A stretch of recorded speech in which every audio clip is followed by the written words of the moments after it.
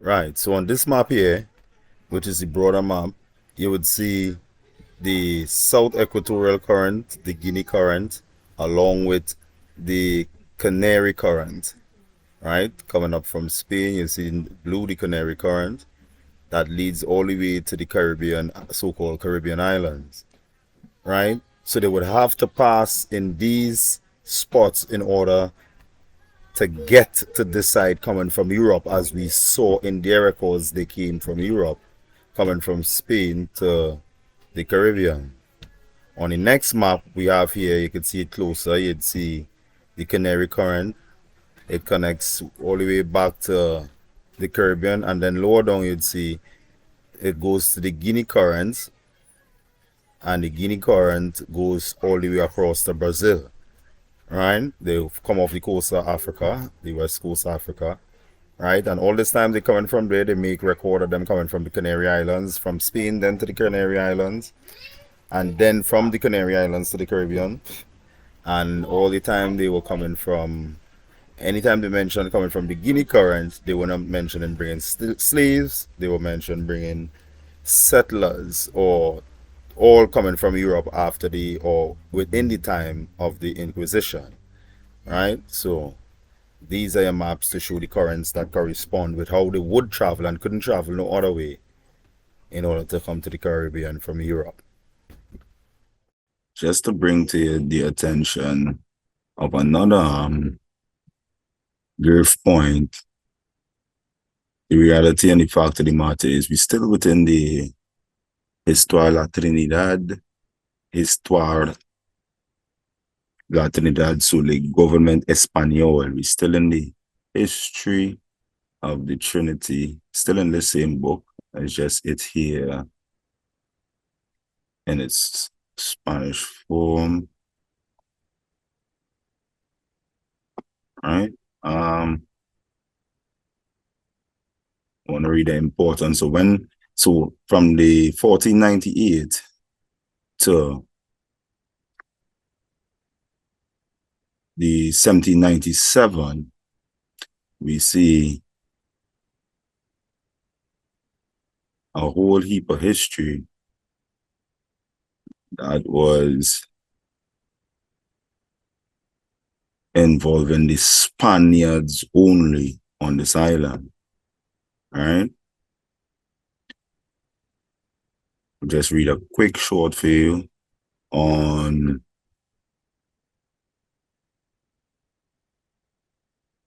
just a quick short part on where that was. 1 second.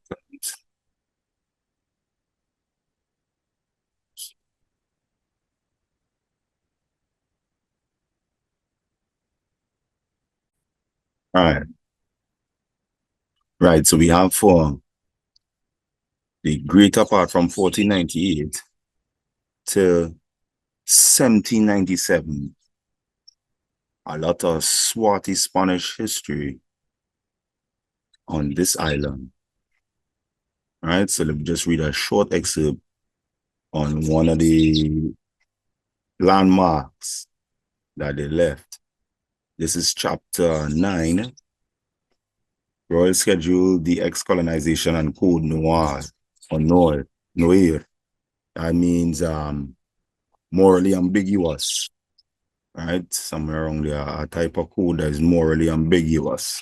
So you could do anything, in other words. That's what this is about. The period contributor will be Don Martin de Salaterria and Mr. Juan Francisco Machado or Macado. As soon as he was released from his duties as judge, Juan de St. Lawrence hastened to Kairi to carry out the work on his property.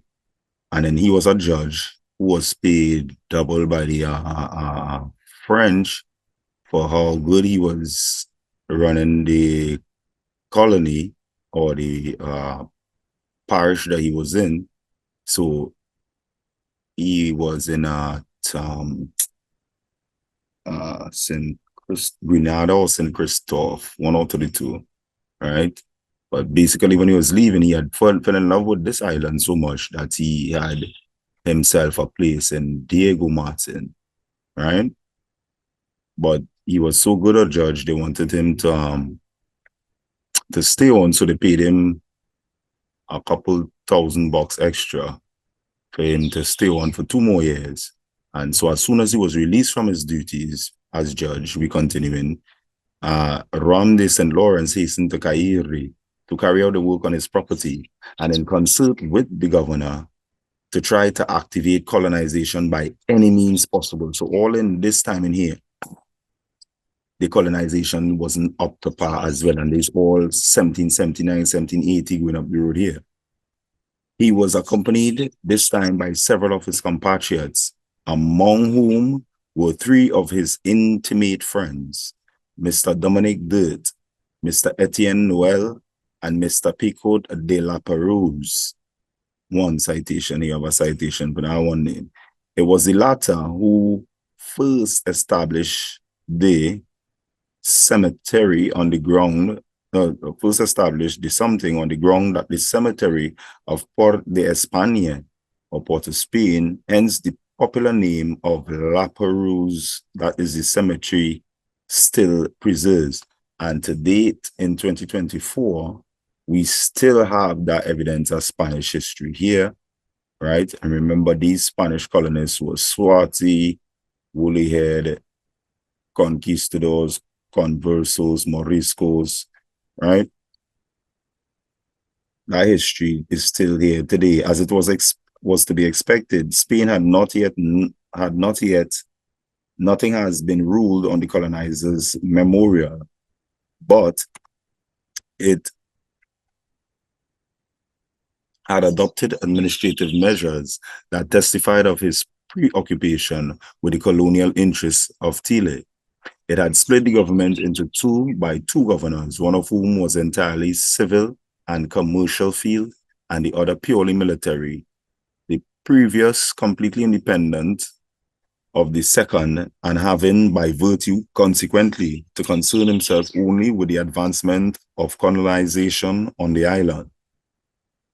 In this superior place, she had appointed the deputy delegate of the administration of Caracas, that's Don Martin de Salaveria, leaving Don Manuel Falquez, that the sinecure or the sinecure of the military government, April 13, 1779, as I was saying.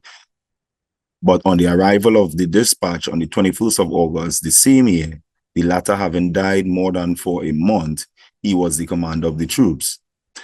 Gift Rafael Delgado, or Governor Rafael Delgado, to whom this military government falls. The new civil and commercial governor was an affable and gentleman, at the same time very skillful and devoted to the prosperity of the island.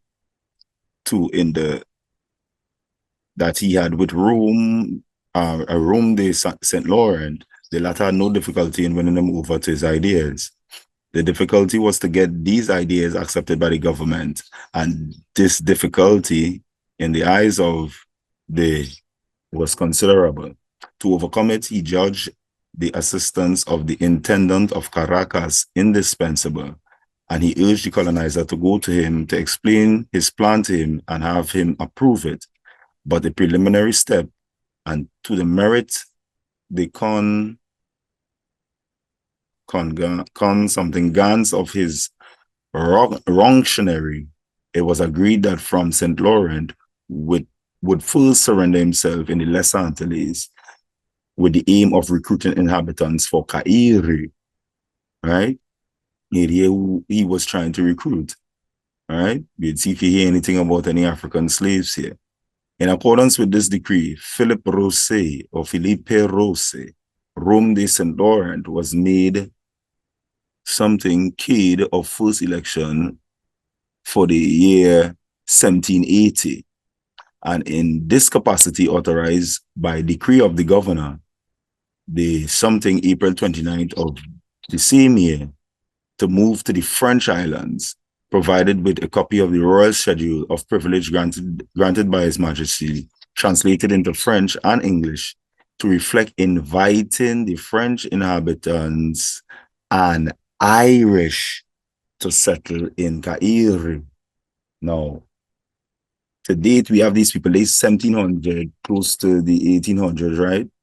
And they was bringing these settlers here on the island, but yet still, we don't see no great, if it was so-called pale-skinned people, we don't see that great amount of them here at all.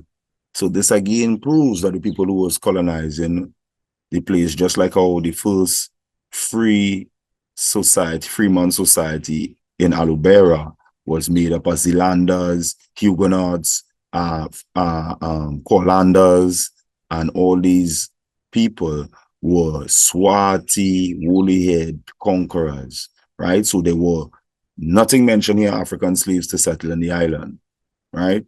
On his return from his journey, which without having been of a great importance to the country, nevertheless endowed it with a few more French families, so to bring more French again. So the Spanish and them was bringing the French and the English. The colonizer had the disappointment of finding his friend Dominic in prison, Dirt, during his absence. Mr. M. Dirt and had occupied himself in founding a coffee plantation bordering M. Delap's sugar factory in something Rose. I don't know if it's La Perouse, on the site indicated today by the street which bears his name, Dirt Street, right? I don't think it about, and if I'm not mistaken, that name has been changed now. In night that his young people plantation had been devastated by a horse attached to the military governor, he captured this horse and had only wanted to give it back in return for an indictment compensation for the damage he caused. Thereupon, refusal of Don Rafael Delgado to obey this complaint, persistence of Mr. Dirt in maintaining the seizure of the animal and seizure of the body launched by the military government, in spite of the remonstrances, the governor, this is supposed to probably be Don Martin de Salvera here, Rome de St. Laurent, found public indignation aroused by this arbitrary act and the colonization of Ville or Vile by consequently very compromised. Out of friendship for Mr. I think it's Delgado, as well as to remedy such a delicate situation in all respects, he took the matter in hand, but without success. The irascible and brutal soldier would not release of the prisoner only on condition that he made him his very humble apologies. And the prisoner, finding nothing reprehensible in his conduct, he refused to submit to this humiliation. Having reached this point, the difficulty could not have been overcome by the superior authority of the Captain General of Caracas. And Rolfe of St. Laurent seized this opportunity to go according to the governor's advice. Salvera submitted the superintendent or the intendant, Don Jose de Abilos, his colonization plan and came to an agreement with him. So these colonizers from the Spanish era was introducing other colonizers on the island, and this is where all these people with these different last names that still exist today, right, on the island here come from, right? They weren't slaves, they were actually conquerors, right? So the island wasn't settled by no slaves, as you can see here. Never make no mention of that. It was settled for the most part by who was invading was the conquerors. It was settled by the conquerors. See? Stop here for now.